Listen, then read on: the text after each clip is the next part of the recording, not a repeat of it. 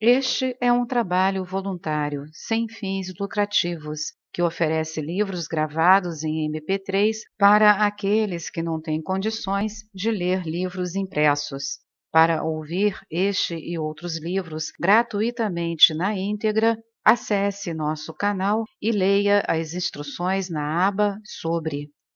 Este livro foi gravado para o uso exclusivo da pessoa com deficiência visual, não podendo ser comercializado de acordo com a Lei nº 9.610, de 19 de fevereiro de 1998. Sendo assim, quando falamos de realizar certas práticas espirituais, estamos falando de um estilo de vida, de adotar práticas que estejam de acordo com a natureza de como as coisas existem. Quando adotamos certas práticas que estão em harmonia com a natureza, antes é extremamente importante entender como as coisas existem, a lei da natureza. E foi a partir deste ponto de vista que se desenvolveram os ensinamentos do Buda. Da mesma maneira, Buda também nos ensinou a usar os métodos de investigação com base na realidade e na natureza do fenômeno. Em seus ensinamentos, ele dá muita importância ao conceito de percepção válida. Isso também é importante, porque é por meio dela que podemos entender a natureza. Quando entendemos a lei da natureza e a importância de sabermos como as coisas existem, enquanto adotamos essas práticas, percebemos como é importante transformar nossa mente passo a passo. Até o mesmo tipo de mente, focalizando o mesmo tipo de objeto, pode ser transformado gradualmente, removendo o estado errado de nível mental e, finalmente, alcançando o estado de percepção válida. Por exemplo, podemos ter uma ideia completamente deturpada sobre um objeto em particular. Um estudo verdadeiro e uma investigação podem transformar essa percepção errônea em dúvida e, gradualmente, essa dúvida se torna um fato, que, aos poucos, pode se tornar uma certeza. Daí a uma cognição inferencial e, finalmente, pode ser transformada em uma percepção válida, possibilitando a compreensão de um objeto em particular. Sendo assim, entender como as coisas existem e ser capaz de fazer a distinção entre a aparência e a realidade é extremamente importante. Para reduzir essa disparidade, é melhor conhecer a verdade. Quando damos muita importância à compreensão de como as coisas realmente existem, não o fazemos apenas pela compreensão em si, mas porque queremos ser felizes e não queremos sofrer.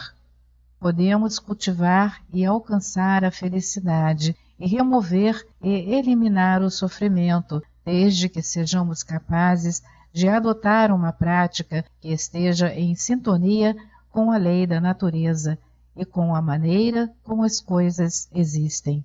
Foi por isso que Buda nos ensinou as 4 verdades nobres.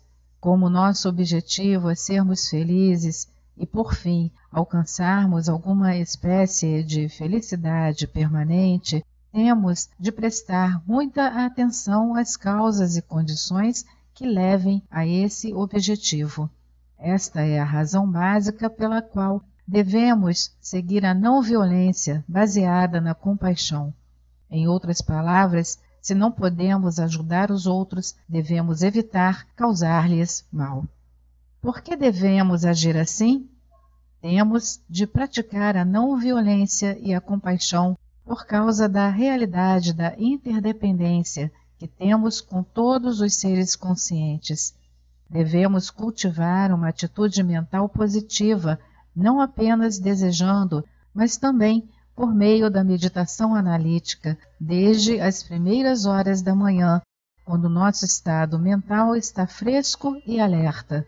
Analise e investigue o benefício de uma atitude mental positiva e o sofrimento ou desvantagem de uma atitude negativa.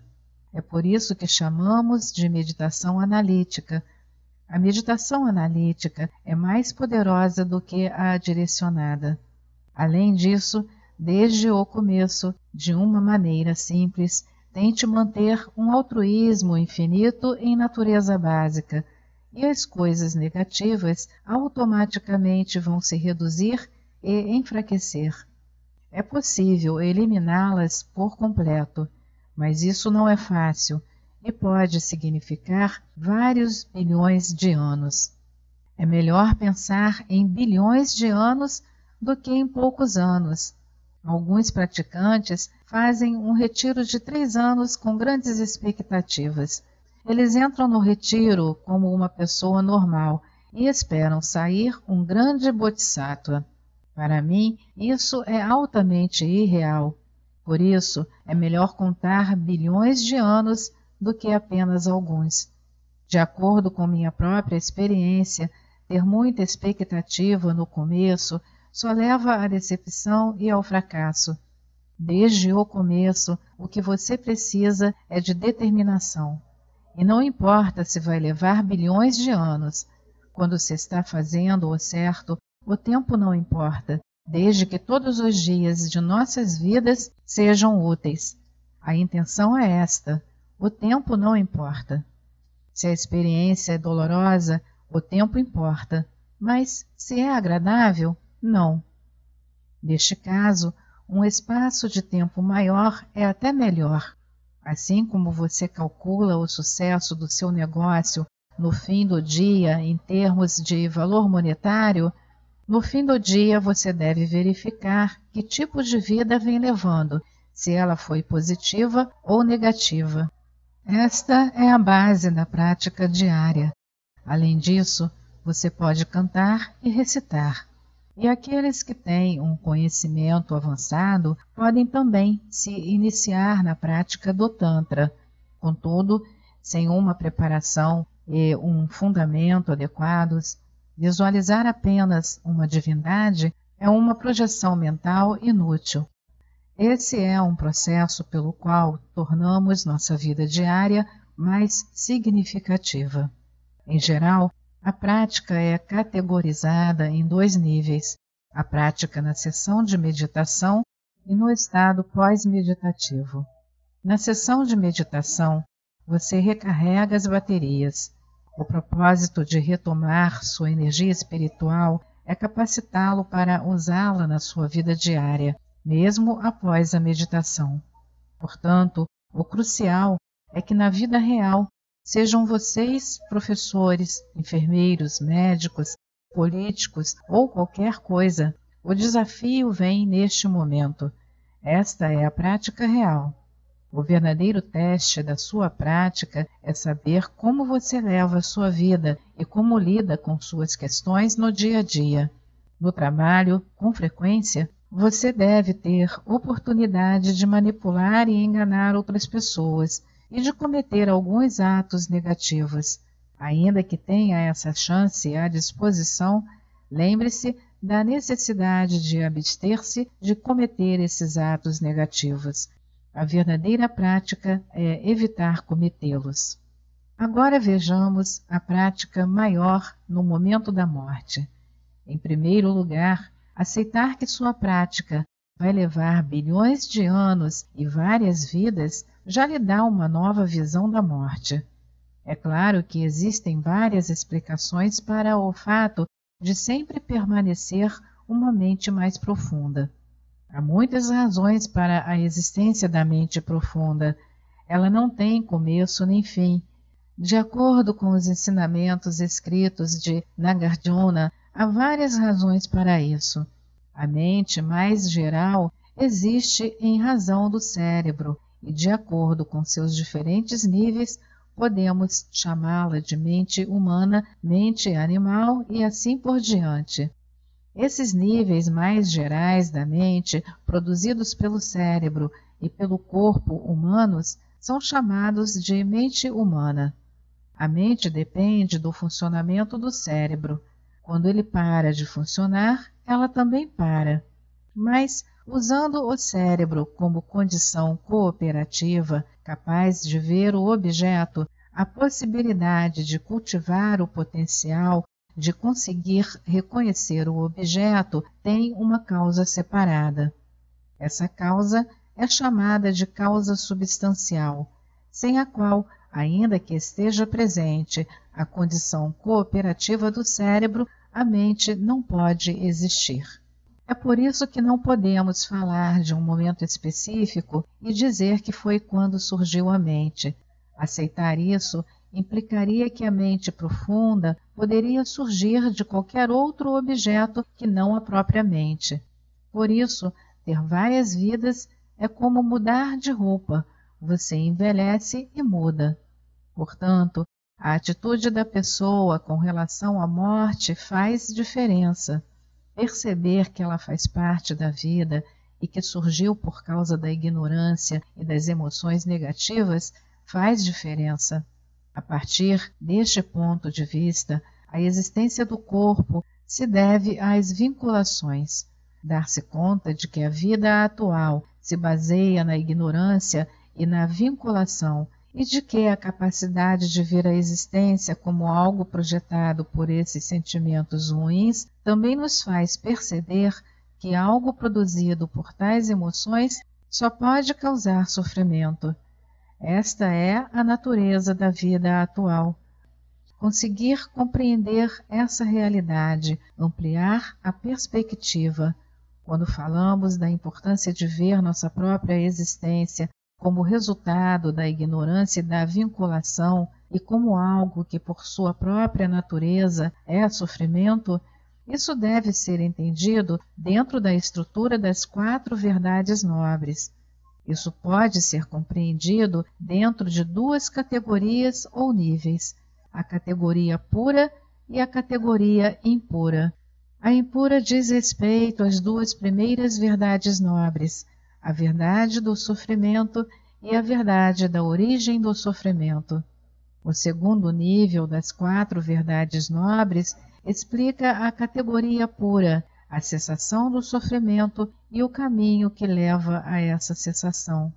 Quando falamos da importância de se perceber o sofrimento, é extremamente importante entender a possibilidade de se conseguir cessar o sofrimento e remover suas causas. É por meio de tal compreensão que seremos capazes de criar um forte desejo de remover o sofrimento. Para remover o sofrimento, é extremamente importante compreender o que ele é. Se não sabemos da possibilidade de remover tal sofrimento, de nada adianta contemplá-lo. É quase como adotar uma atitude pessimista. Por isso, é importantíssimo entender a possibilidade de alcançar o status mais alto, a vida como ser humano ou Deus. Existem 2 espécies de renascimento, um nos domínios de maior sofrimento, outro em um domínio mais feliz. O mesmo objeto pode ser estudado a partir de ângulos diferentes, e por estudá-lo a partir de diferentes pontos de vista, pode-se receber um impacto diferente desse mesmo objeto. Quando falamos da importância de estudar o mesmo objeto a partir de ângulos diferentes, estamos em sintonia com a realidade, porque cada objeto tem vários ângulos e perspectivas. Qual é o limite por meio do qual podemos determinar o que existe e o que não existe? O limite entre a existência e a não existência é: o que é visto a partir de uma percepção válida existe, e o que não é visto a partir de uma percepção válida não existe. Esse tipo de limite ou explicação é algo que nos leva a outras questões. Não é fácil entendê-lo. Por isso, considero a definição de Nagarjuna da diferença entre a existência e a não existência tanto convincente quanto apropriada. Em seu texto, ele diz que um fenômeno particular pode ser considerado existente se sua existência estiver de acordo com as convenções conhecidas pelas outras pessoas, e se esse tipo de aceitação não for contestada por outras percepções válidas ou por uma mente que analise a verdade final. Por isso, esta é a única linha entre algo que existe e algo que não existe. Mesmo na categoria do objeto que existe, pode haver diferentes aspectos ou diferentes ângulos. Usamos o termo existência relativa, e desse ponto de vista, tudo é relativo. Não há existência absoluta. Perceber o sofrimento é de grande ajuda quando nos deparamos com algum problema ou alguma dor. Então, nossa atitude ou reação é de que nossa própria existência implica sofrimento. Esta é a base. Quando nos deparamos com o sofrimento, não o consideramos algo impossível, porque conhecemos a realidade de nossa própria existência. Temos uma atitude realista e, em vez de ficarmos frustrados, queremos desenvolver uma reação negativa e, por fim, atingimos um estado no qual conseguimos superar as reações negativas. Esta é mais uma edição do canal Livros Falados Voz Humana. Que o bem, o bom e o belo se multipliquem em benefício das criaturas.